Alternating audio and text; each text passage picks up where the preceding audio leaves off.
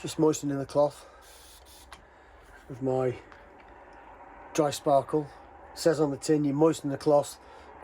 It's the teeth. And then you spray it on like that. Let it dwell a pause of 2 marching paces. For those in the military will know exactly what I'm talking about.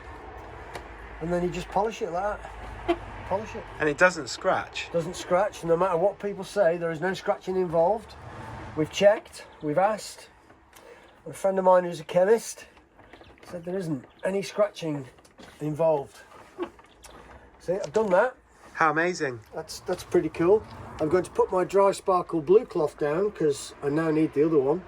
Oh, you've got the handy green one there. I've got the green one, look. All comes in the kit, doesn't They're it? all part of the DrySparkle kit, which is now being given to, I believe, the guides at Magellan. I don't know, but we could be. I hope the guides at Magellan Motorcycle Tours are going to get some of this to take it on tour with. That'd be good, wouldn't it? Everybody likes to clean their bikes. And a helmet. And their helmets. Yeah. And they said polish it, but that was a whole new video. Yes. So, do you remember a while ago we said we were going to do a giveaway to people who made the best comments? So we've got 2 people. Who are they? One is a guy called Paul Spencer Amos, who unfortunately owns a Harley Davidson. By his own admission, he hates it. But he likes to polish it, and he said you can't... Politely said you can't...